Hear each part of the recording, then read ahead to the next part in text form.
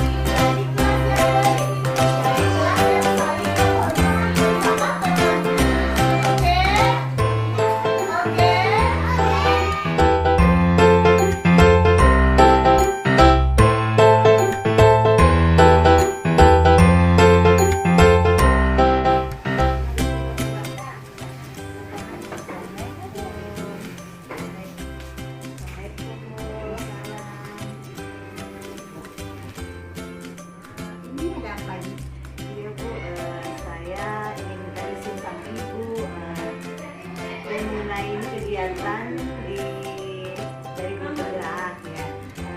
Kami sudah dibekali dengan materi tentang budaya positif. Kemudian saya ingin berkolaborasi sama Ibu untuk mengimplementasikan kegiatan yang saya dapatkan di Guru Penggerak ini untuk dilakukan di sekolah. Bagaimana Bu? Alhamdulillah, boleh. Jadi insya Allah mungkin saya mulai sebentar atau besok memaparkan sama teman-teman ya. Iya. Jadi bisa, ya kalau bisa mungkin Ibu pembukaan nanti memberikan pembukaan di depan teman-teman. Kemudian saya akan memaparkan langsung apa-apa yang akan saya berikan kepada teman-teman. Insya Allah. Terima kasih banyak kesempatan yang diberikan kepada Ibu. Sama-sama. Ya, semoga dapat menjadi pelajaran bagi teman-teman nanti. Terima kasih Bu. Assalamualaikum. Waalaikumsalam.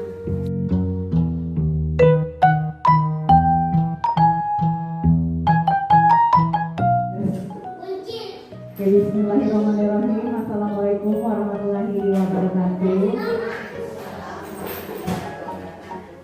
Yang hormat Ibu Koordinator Pendidik Kabupaten Kolaka, yang saya hormati juga Ibu Kepala Sekolah TK Negeri Pembina Kolaka, yang saya hormati rekan saya Ibu Nur Alam SPD selaku calon guru penggerak angkatan 6 Kabupaten Kolaka, dan teman-teman guru sekalian yang saya cintai dan puji syukur kita panjatkan kehadirat Allah Subhanahu wa Ta'ala, karena atas berkat limpahan rahmatnya lah kita masih diberi kesempatan untuk hadir di tempat ini.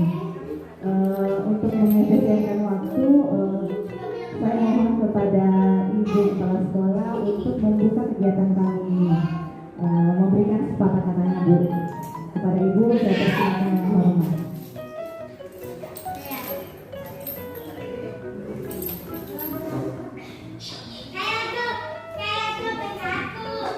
Bismillahirrahmanirrahim. Assalamualaikum warahmatullahi wabarakatuh. Ya, puji syukur kita panjatkan kehadiran Allah Subhanahu wa Ta'ala pada hari ini, tepatnya hari Selasa tanggal 8 November 2022. Ada kegiatan dari guru penggerak di sekolah kita, karena ada yang lolos guru kita, yaitu Ibu Dewi Ikra SPD CGP Angkatan 6 Kabupaten Kolaka bersama Ibu Nur Alam SPD CGP Angkatan 6 Kabupaten Kolaka.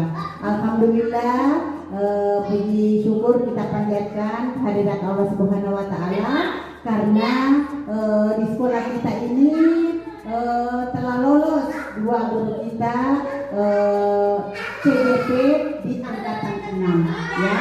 Jadi hari ini kedua CGP ini akan pembebasan pada hari ini, yaitu diseminasi budaya positif di TK Negeri Pembina Kabupaten Kolaka.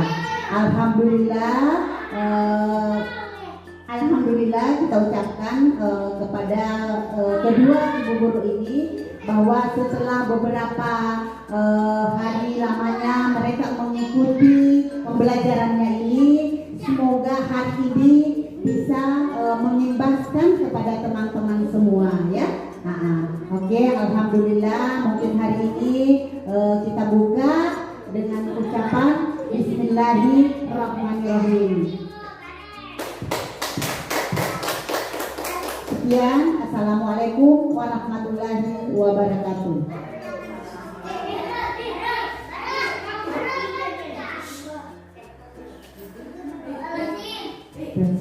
Terima kasih atas kata-kata dari Ibu Marlin SPD Out selaku Kepala Sekolah TK Negeri Pembina Kabupaten Kolaka. Baiklah, saya di sini dengan Ibu Nur akan memaparkan tentang budaya positif yang telah kami pelajari di program Guru Penggerak Angkatan 6 Kabupaten Kolaka.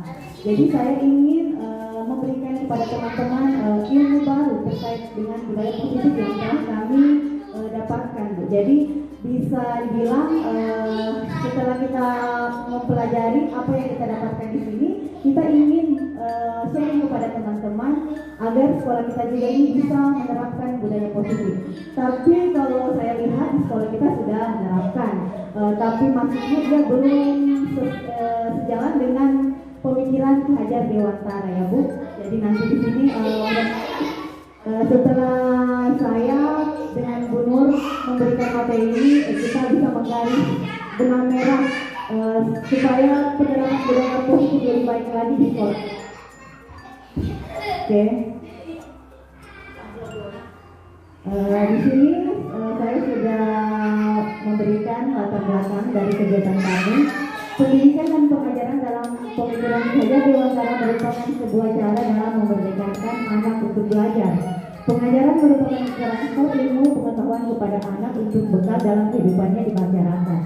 Dengan pendidikan merupakan proses pembentuk karakter anak sebagai manusia dan sebagai masyarakat untuk mencapai kebahagiaan dan keselamatan dalam hidupnya. Sejalan dengan pemikiran Ki Hajar Dewantara, pendidikan dan pengajaran saat ini dituntut untuk dapat membekali siswa dalam menghadapi kehidupan dan tantangan global. Dengan melaksanakan 3 semboyan Ki Hajar Dewantara, Ingarto Sang Sulodo, Maju Mangut Karso serta Tumuri Hansayani, diharapkan seorang pendidik dapat menuntun siswa tidak hanya mentransfer ilmu pengetahuan tetapi juga mendidik karakter yang dibutuhkan siswa untuk mempersiapkan mereka dalam terjun di masyarakat. Semoga dalam penerapan ini bisa menanamkan sikap gotong royong kepada anak, berpikir kritis, beriman, berkebinekaan global, bertakwa kepada Tuhan Yang Maha Esa dan berakhlak mulia serta mandiri. Bisa dilihat di sini Bu, ini adalah filosofi Ki Hajar Dewantara tentang pendidikan. Ya.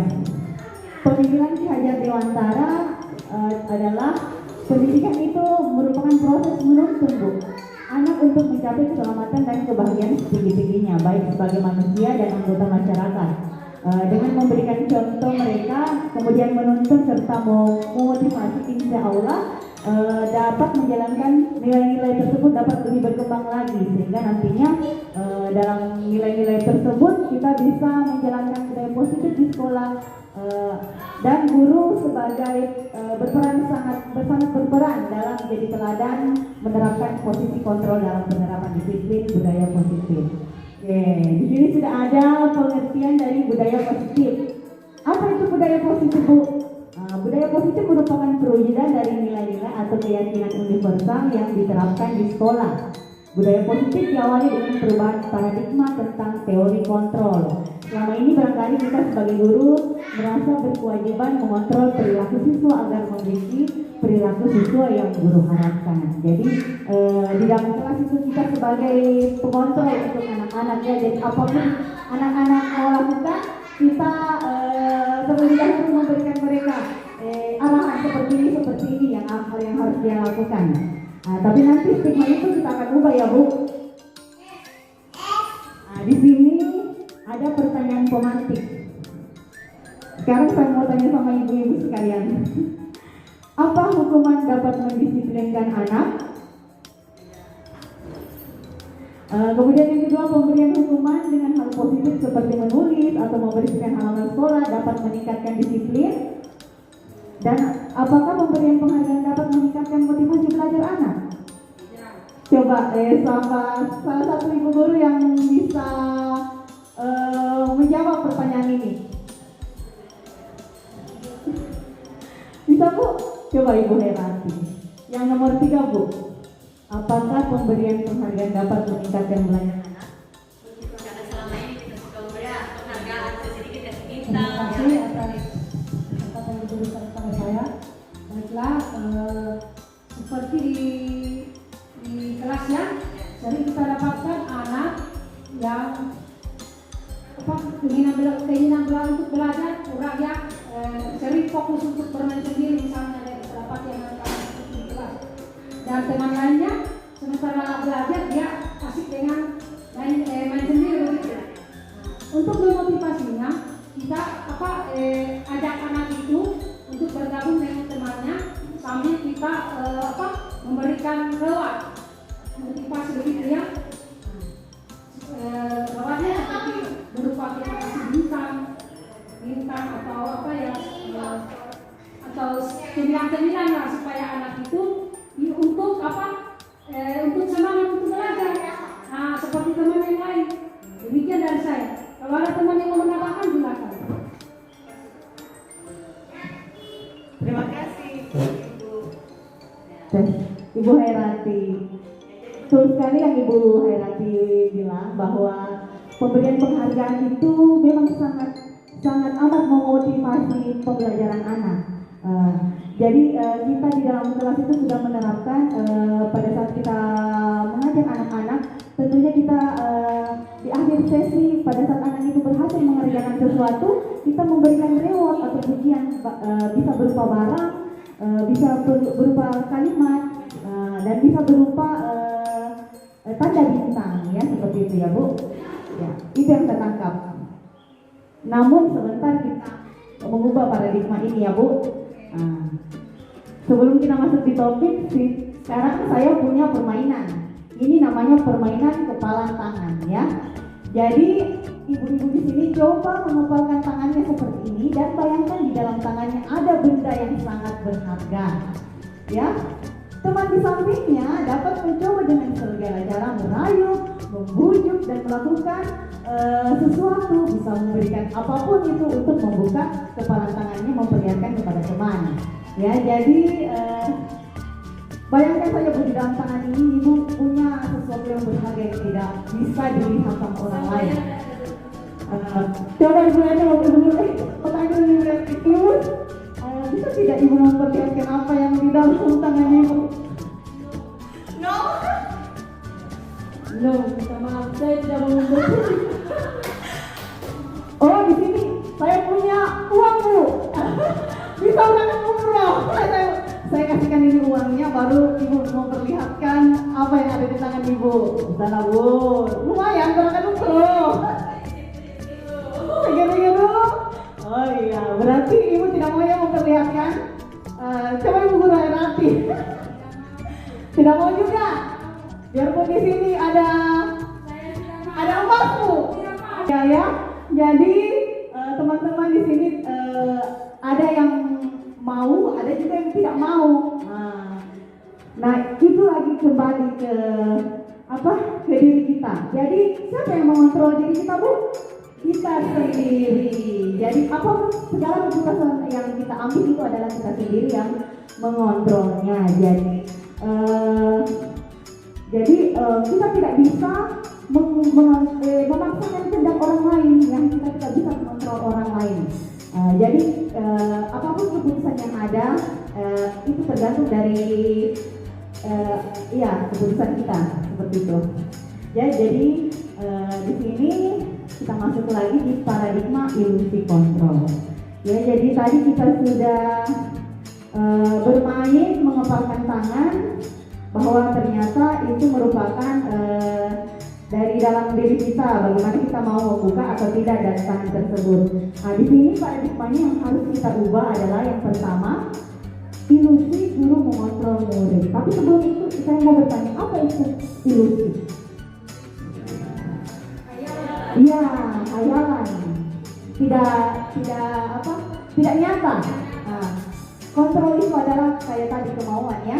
Sedangkan paradigma itu pola pikir kita atau tanggapan kita. Yang pertama, ilusi guru mengontrol murid. Pada dasarnya kita tidak dapat memaksa murid untuk berbuat sesuatu jikalau murid tersebut memiliki untuk tidak melakukannya. Walaupun tampaknya kita sedang mengontrol perilaku murid tersebut. Karena hal ini murid tersebut sedang mengizinkan dirinya untuk dikontrol. Jadi selama ini Bu, kita bukan diri kita yang mengontrol murid, tetapi murid tersebut mengizinkan dirinya untuk dikontrol. Selama dia mengizinkan, tapi kalau tidak dia mengizinkan, dia tidak akan mau. Contohnya kalau di dalam kelas kita berikan tugas, ada anak-anak yang mau mengerjakan, ada yang tidak. Jadi begini ya Bu, kita harus mengubah paradigma ini bahwa guru bukan lagi mengontrol murid, tetapi murid sendiri yang mengontrol perilakunya. Kemudian yang kedua, ini bahwa semua penguatan positif, efektif dan bermanfaat. Penguatan positif atau bentukan adalah bentuk-bentuk kontrol. Segala usaha untuk mempengaruhi murid agar mengulang suatu perilaku tertentu adalah suatu usaha untuk mengontrol murid tersebut dalam jangka waktu tertentu. Kemungkinan murid tersebut akan menyadari dan mencoba untuk menolak bujukan kita, atau bisa jadi murid tersebut menjadi ketergantungan. Jadi maksudnya di sini semua penguatan positif, efektif dan bermanfaat itu ternyata tidak, ya. Jadi kalau kita memberikan penguatan positif bisa jadi hanya berlaku dalam jangka waktu tertentu. Jadi ketika murid itu menyadari apa yang kita berikan namun tidak sesuai dengan apa yang dia mau, maka lama-lama dia akan menolak bahwa dia tahu, oh itu tadi ibu udah suruh aku terus dia dari kemarin itu terus sudah suka, oh saya tidak mau lagi dilakukan. Jadi seperti itu ya Bu. Kemudian yang ketiga, prinsip kritik dan membuat orang merasa bersalah dapat menguatkan karakter. Yap, menggunakan kritik dan rasa bersalah untuk mengontrol murid menuju pada identitas gagal. Mereka belajar untuk merasa buruk tentang diri mereka. Mereka mengembangkan dialog dari dalam diri yang negatif. Maksudnya di sini membuat orang merasa bersalah. Ketika kita mengajarkan kepada murid mengkritik murid tersebut. Namun ketika dia dikritik, biasanya dia diam, Bu. Pada saat dia diam itu kita tidak tahu apa yang dia pikirkan. Mungkin dia bilang, oh saya bisa memperbaiki kesalahan, mungkin saya bisa lebih baik. Atau paling buruknya dia menganggap bahwa kenapa saya bisa begini kesian, kenapa saya dimarahin tadi sama ibu guru, apa yang salah sama saya? Nah seperti itu ya. Jadi ilusi bahwa kritik membuat orang merasa bersalah itu dapat membuat cara itu harus kita ubah ya Bu. Karena biasa murid berpikir bahwa diri mereka itu merasa gagal ya kalau selalu dikritik. Tidak ada solusi. Kita hanya mengkritik tapi tidak memberikan solusi. Kemudian yang keempat ilusi bahwa orang dewasa memiliki hak untuk memaksa. Nah di sini juga harus kita ubah Bu, bahwa orang dewasa ini dipercaya bahwa mereka memiliki tanggung jawab untuk membuat murid-murid berbuat hal-hal tertentu. Apapun yang dilakukan dapat diterima selama ada sebuah kemajuan berdasarkan sebuah pengukuran kinerja. Pada saat itu pula orang dewasa akan menyadari bahwa perilaku memaksa tidak akan efektif untuk jangka waktu panjang. Sama tadi dengan yang saya bilang ya Bu, kita tidak bisa memaksakan kehendak anak. Dan kalaupun kita bisa memaksakan, maka dia tidak akan berlangsung lama. Ya, kembali lagi ke teori kontrol yang tadi. Jadi ini paradigma yang kita harus ubah ya Bu. Karena perubahan paradigma stimulus respon ke teori kontrol. Yang kita ketahui bahwa realitas atau kebutuhan kita itu sama. Padahal sebenarnya realitas kebutuhan kita itu berbeda Bu. Saya dengan ibu itu pasti memiliki kebutuhan yang tidak sama kan? Kalau yang ini ibu suka nonton film India, ini suka nonton film Korea. Ini suka baju yang panjang, ini suka baju yang pendek. Nah, jadi memang tidak sama ya kebutuhannya. Kemudian yang kedua, semua orang memiliki hal yang sama. Itu yang selalu kita dengar, semua orang melihat hal yang sama. Padahal setiap orang itu memiliki gambaran yang berbeda. Nah, jadi kalau kita menaruh sebuah barang di depan, persepsi orang itu untuk menjelaskan barang itu tentu berbeda Bu. Kemudian yang ketiga, kita mencoba mengubah orang agar berpandangan sama dengan kita. Itu saya. Karena setiap orang memiliki pandangan tentang pemikiran mereka masing-masing. Kemudian perilaku buruk dilihat sebagai suatu kesalahan. Semua perilaku memiliki tujuan ya. Jadi apapun itu, baik itu perilaku buruk atau perilaku baik, semua memiliki tujuan Bu. Jadi kalau ada anak-anak yang berkelahi, kita jangan langsung menjudge mereka, tetapi kita harus mengetahui apa tujuan mereka berkelahi. Ya. Jadi selama ini kita hanya melihat perilaku buruk itu sebagai suatu kesalahan. Oke. Kemudian selanjutnya orang lain bisa mengontrol saya. Nah, tadi yang permainan ya, hanya Anda yang bisa mengontrol diri sendiri. Yang selanjutnya saya bisa mengontrol orang lain. Juga tidak bisa ya Bu. Jadi kita harus ubah. Anda tidak bisa mengontrol orang lain. Pemaksaan ada pada saat bujukan gagal. Seharusnya kita ubah menjadi kolaborasi dan konsensus menciptakan pilihan-pilihan baru. Maksudnya di sini pemaksaan itu terjadi pada saat bujukan gagal. Ketika kita membujuk anak-anak melakukan suatu hal tapi dia tidak mau melakukannya, maka kita langsung memaksakan. Kenapa dia mau? Sini saja. Nah, biasa kita marahi seperti itu ya Bu. Tapi sebenarnya tidak boleh. Kita harus memberikan pilihan-pilihan baru kepada mereka. Kalau dia tidak mau umpamanya tugas ini, nah kita berikan pilihan yang mana yang mau dikerjakan, di tugas ini kah atau tugas ini kah. Jadi kita harus membuat pilihan baru. Dan yang terakhir, model berpikir menang kalah. Maksudnya model berpikir menang kalah di sini ada satu pihak yang diuntungkan dan pihak lain yang dirugikan, ya. Jadi paradigma itu harus kita rubah menjadi model berpikir menang-menang. Jadi saya dengan Anda itu memiliki bukan, saya dengan Anda diuntungkan seperti simbiosis mutualisme, berbaur beruntungkan ya untuk dibersihkan dulu di badannya, sedangkan jalan itu untuk dia makan. Jadi seperti itu ya Bu, kita harus berpikir menang-menang, harus antara kita dengan teman kita itu harus diuntungkan, jangan ada yang dirugikan.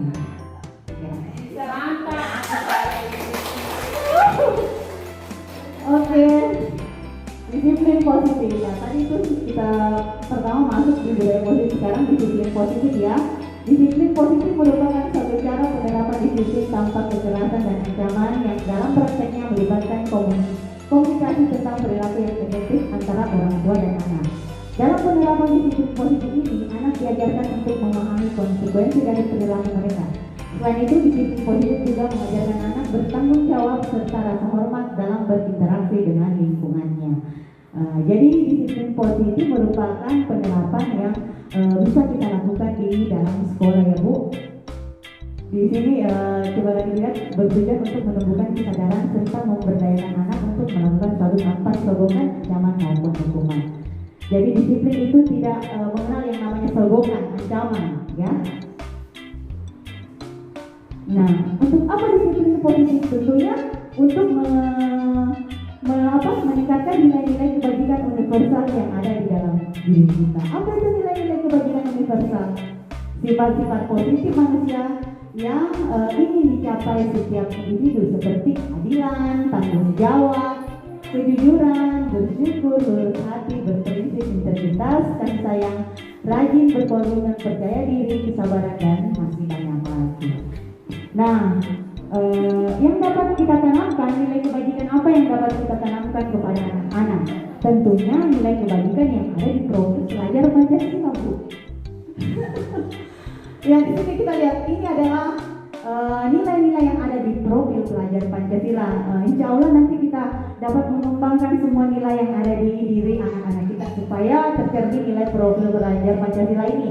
Dimulai dari nilai bertakwa kepada Tuhan Yang Maha Esa, ya, mandiri, bernalar kritis, kreatif, bergotong royong, dan berkebinekaan global, ya. Saya harapkan semuanya bisa menanamkan kepada anak didiknya masing-masing. Dalam menciptakan disiplin positif, kita harus mengetahui bagaimana kita mendidik anak untuk menanamkan kemandiriannya, bagaimana mengembangkan disiplin positifnya. Di sini setelah kita masuk di teori motivasi, hukuman, dan penghargaan, ya. Apa itu teori motivasi? Motivasi itu adalah keinginan yang kuat, baik yang berasal dari dalam diri maupun dari luar.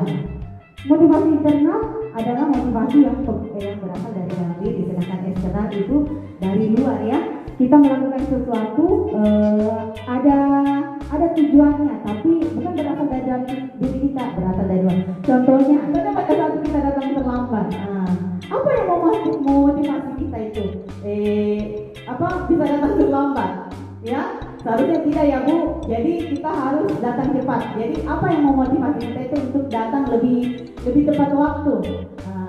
Bisa muncul dari eksternal, bisa dari internal. Kalau dari eksternal berarti kalau kita datang ke sekolah tepat waktu untuk supaya tidak dimarahi sama kepala sekolah, supaya tidak dicerita sama teman-teman. Itu ya. Kemudian motivasi internal. Iya, itu yang harus dirubah itu Bu. jangan sampai kita kita meningkatkan motivasi eksternal itu, tetapi yang harus kita tingkatkan di sini adalah motivasi internal ya. Kemudian apa yang memotivasi kita datang dari tepat waktu, yaitu tentu berkomitmen agar apapun yang kita lakukan itu nanti dapat tercermin kepada anak didik kita. Jadi kalau maunya kita datang tepat waktu, semoga anak didik kita juga seperti itu. Ya, itu sebagai contoh ya Bu. Ya di sini contohnya ya, eksternal. Apa yang terjadi jika saya tidak mengerjakan tugas? Apa yang terjadi jika saya tidak mengerjakan tugas? Saya nanti dimarahin sama ibu guru. Ya, itu namanya faktor dari luar. Ada ketakutan ya, ada ketakutan dari anak supaya dia selalu mengerjakan tugas itu. Kemudian yang kedua, saya ingin menyelesaikan tugas supaya dapat bintang atau stiker. Itu juga faktor eksternal Bu. Jadi anak-anak melakukan kegiatan itu ada bayarannya. Seharusnya jangan seperti itu, seharusnya kita menciptakan motivasi internal anak dari dalam dirinya. Ya, di sini contohnya dengan mengerjakan tugas saya akan lebih memahami materi yang diberikan oleh guru. Jadi anak itu bukan mau mendapatkan bintang, takut sama ibu guru, tetapi dia ingin lebih memahami materi yang diberikan ibu guru ya. Begitu ya Bu. Jadi penerapan reward itu atau penghargaan itu biasanya tidak terlalu efektif ya. Ini menurut pakar yang telah kami pelajari. Di sini Kiai Dewantara telah mengungkapkan bahwa merdeka tidak hanya terlepas dari perintah, tetapi juga cakap kuat untuk memerintah diri sendiri. Kita harus memiliki kontrol terhadap diri dengan menciptakan motivasi dari dalam diri kita. Sekarang kita masuk di penghargaan hukuman. Penghargaan dan hukuman adalah paradigma yang harus diubah. Kenapa harus diubah? Karena menurut pakar di sini terdapat beberapa poin yang menyebabkan paradigma ini harus diubah. Yang pertama, penghargaan itu dapat bertahan dengan cepat. Jadi kalau kita tidak memberikan lagi kepada anak-anak penghargaan, maka dia tidak mau lagi melakukan tugas yang kita mau. Seperti kalau kita memberikan bintang, kita mungkin capek atau lupa memberikan bintang kepada anak-anak. Kemudian anak-anak bilang, kenapa saya dapat bintang? Tidak mau mulai kerja ini hari deh, besok begitu. Ya, kemudian yang kedua, penghargaan menghukum. Jika kita memberikan penghargaan ke anak satu berupa ranking, maka anak lain yang tidak dapat akan merasa kecewa. Jadi kalau ada anak yang dua-duanya pintar, tetapi kita hanya memberikan satu penghargaan ke anak yang lebih pintar lagi, tentu anak yang pintar ini merasa sangat kecewa dan frustasi. Bahkan akhirnya mereka tidak mau bersekolah ya, karena tidak dihargai sama bu gurunya hasil kerjanya, padahal dia melakukan sudah dengan maksimal. Kemudian yang ketiga, penghargaan mengurangi kecepatan. Ketika penghargaan yang diberikan berbeda, anak yang pandai dan yang tidak, walaupun si anak yang kurang ini sudah berusaha maksimal. Seperti yang saya bilang tadi Bu, anak tersebut walaupun tidak pandai tapi dia sudah berusaha secara maksimal. Tapi yang hanya diberikan penghargaan itu hanya anak yang ini yang pandai. Jadi anak yang sudah berusaha ini secara maksimal tidak diberikan penghargaan, jadi dia sedih. Seperti itu ya Bu. Selanjutnya, penghargaan tidak efektif berlaku saat kita memberikan penghargaan. Jika tidak akan diulang lagi. Yang terakhir, ini masih yang kelima, penghargaan merusak hubungan. Penghargaan itu merusak hubungan Bu. Jadi kalau ada gurunya memberikan penghargaan ke anak satu, mungkin anak yang satunya itu merasa cemburu. Akhirnya atau dia bukan merasa cemburu, dia jengkel sama ibu gurunya. Iya, bahkan yang paling buruknya, anak yang tidak mendapatkan penghargaan bisa dia bully anak yang mendapat penghargaan. Iya Bu, jadi itu penghargaan merusak hubungan. Lalu dihukum oleh penghargaan. Ternyata dihukum oleh, ada juga statement mengatakan bahwa dihukum oleh penghargaan. Penghargaan menurunkan kualitas. Jika dia mendapat nilai yang setara atau nilai yang sama berkali-kali, maka dia tidak akan berusaha untuk lebih baik dalam mengerjakan. Penghargaan mematikan kreativitas. Penghargaan mengurangi motivasi intrinsik. Penghargaan yang diberikan pada murid-murid kita itu tidak efektif menurut riset. Ya, ini menurut riset ya Bu. Jadi mendisiplinkan anak dengan penghargaan adalah hal yang tidak efektif yang kita lakukan karena akan mematikan motivasi yang ada dalam diri anak dan lebih mengedepankan motivasi eksternal yang ada. Bagaimana dengan hukuman kepada anak?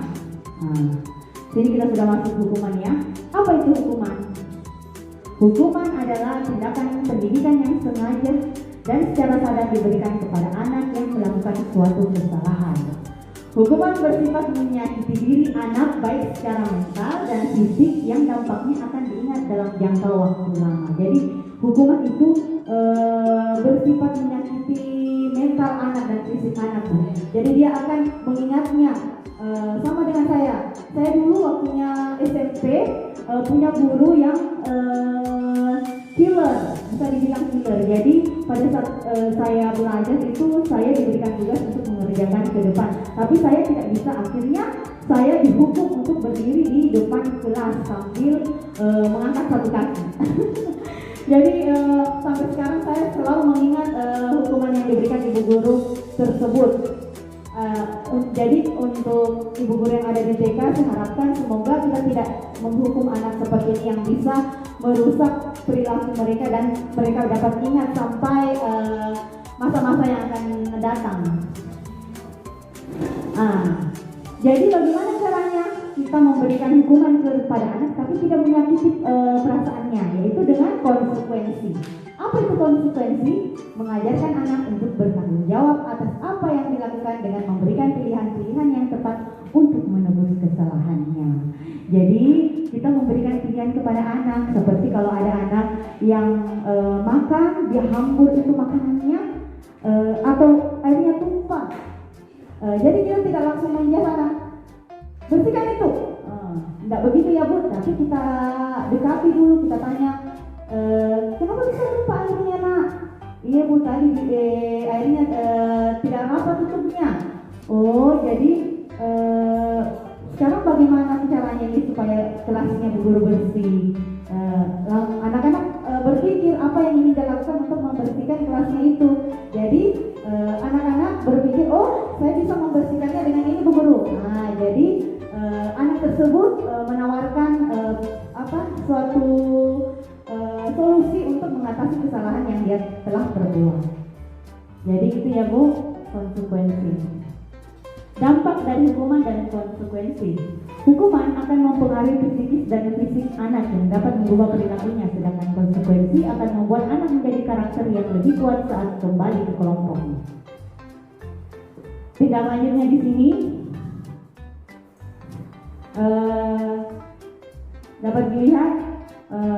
Tindak lanjutnya disuruh berdiri di depan teman-teman tanpa duduk selama pembelajaran berlangsung. Itu adalah bentuk dari hukuman ya Bu, karena menyakiti fisik dan psikis anak. Kemudian menumpahkan air, membersihkan air yang ditumpah. Jadi anak memberikan pilihan ya Bu, bisa membersihkan, bisa melap, kemudian bisa menyuruh teman yang lain untuk membersihkan secara bersama-sama. Jadi anak memberikan pilihan, itu namanya konsekuensi. Kemudian tidak mengenakan seragam sekolah. Guru itu disuruh menghormati bendera selama menyuruh murid menghormati bendera selama pembelajaran berlangsung karena salah mengenakan seragam. Itu adalah bentuk hukuman. Dan yang terakhir, membuang sampah sembarangan. Kita mengajarkan anak untuk memungut kembali sampah yang ada di tempat yang tadi dia buang. Jadi kita memberikan kepada anak pilihan tentang bagaimana bisa memperbaiki kesalahannya, itu dengan memungut kembali sampah dan membuang ke tempatnya. Apa yang kita lakukan untuk menerapkan disiplin positif dan meningkatkan motivasi diri anak sebagai budaya positif, yaitu dengan membuat keyakinan keras. Ya. Siapa yang pernah lihat saya membuat keyakinan keras? Siapa yang pernah lihat Bu Guru yang membuat keyakinan keras? Iya, betul. Mengapa keyakinan keras? Mengapa bukan peraturan saja Bu? Kita lihat lagi di riset. Menurut Bosan, suatu keyakinan akan lebih memotivasi seseorang dari dalam atau memotivasi secara intrinsik. Seseorang akan lebih tergerak dan bersemangat untuk menjalankan keyakinannya daripada hanya sekedar mengikuti serangkaian peraturan. Jadi motivasi itu lebih menggerakkan anak daripada hanya mengikuti serangkaian aturan yang ada. Seperti kalau kita nonton drama Bu, apa sih kebiasaan kita? Apa kebiasaan? Ya, catatan kita. Kita motivasi diri kita itu untuk apa itu nonton itu drama? Untuk mengetahui jalan ceritanya toh. Jadi ada dalam diri kita, kamu tahu lagi jalan cerita berikutnya. Beda kalau kita ikut diklat. Bisa, saya ikut lagi diklat untuk dapat nilai. Tapi malas lakukan karena capek. Tapi karena ada motivasi eksternal harus kita lakukan itu diklat. Kalau tidak dapat nilai. Jadi mau tidak mau harus kita lakukan. Beda dengan motivasi yang ada dalam diri kita. Lanjut keyakinan yang disepakati keyakinan kelas yang disepakati dan diterapkan warga kelas dalam pembuatan keyakinan melalui surat pendapat. Jadi keyakinan kelas itu bukan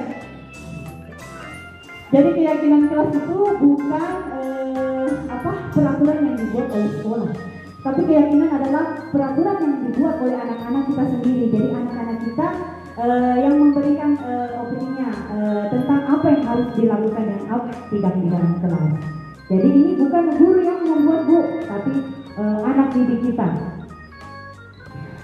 Di sini sudah saya rangkum peraturan kelas dan keyakinan kelas. Yang tadinya peraturan itu yang pertama selalu mengembalikan buku ke tempatnya. Dalam keyakinan kelas kita ubah.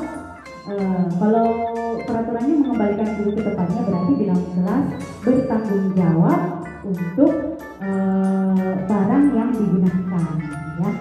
Kemudian yang kedua datang tepat waktu. Kalau keyakinan kelasnya kita ubah menghormati orang lain dan berkomitmen.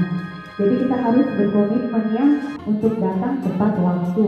Jadi peraturan itu biasanya berkonotasi mengancam. Jadi dirubah jadi keyakinan kelas yang berkalimat positif. Dilarang mengganggu teman. Kita ubah jadi saling menghargai teman. Dilarang melakukan kekerasan. Kita ubah jadi meningkatkan keselamatan diri. Iya, betul sekali Bu. Dan ini adalah bentuk keyakinan yang telah saya buat selama menyaksikan.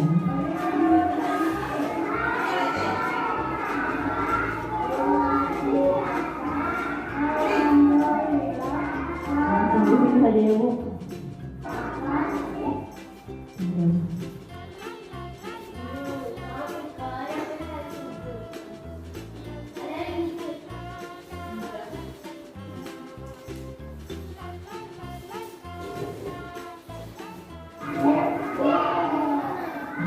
Saya jelaskan saja Ibu karena ini keyakinannya agak lama. Jadi di sini saya memberikan dua pilihan. Sebenarnya kalau keyakinan kelas itu kalau di SMP dia disuruh anak-anak untuk menulis di atas not-not. Jadi dibagikan not-not baru anak-anak tulis apa yang akan melakukan di kelas. Tapi kalau kita di TK disederhanakan Bu. Jadi kita sendiri yang memprint. Jadi kita print ada dua gambar. Ada yang negatif dan ada yang positif.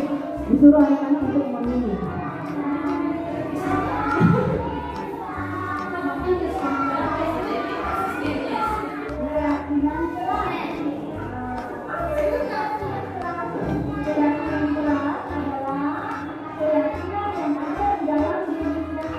Satu saja ya Bu, baru kita melangkah ke poin selanjutnya.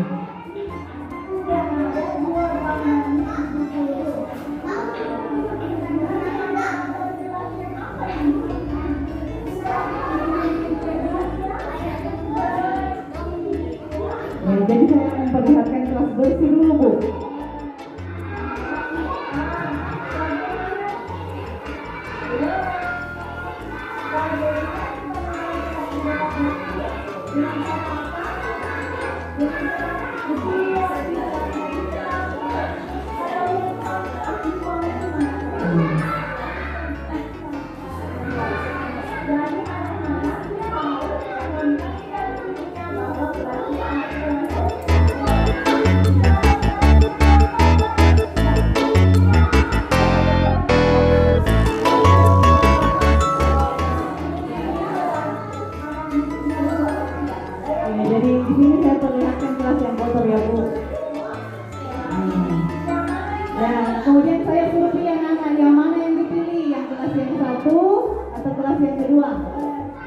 Ya, jadi anak-anak memilih keyakinan kelas yang pertama yaitu kelas harus selalu bersih.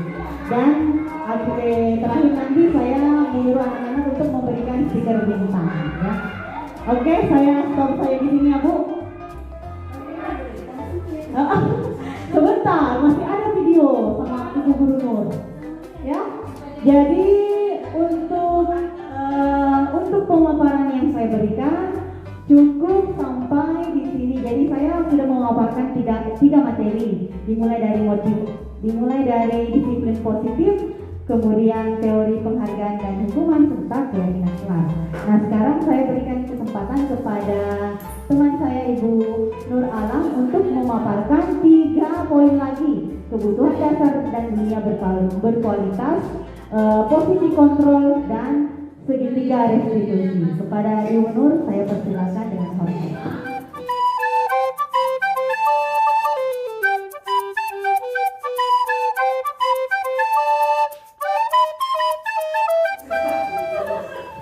Oke, terima kasih Ibu Gubernur atas paparan yang diberikan. Kita sudah berada di sesi akhir. Mohon kira-kiranya Ibu nanti pada saat kita selesai dari diseminasi budaya positif ini dapat kita langsung terapkan di sekolah kita ya Bu. Ya.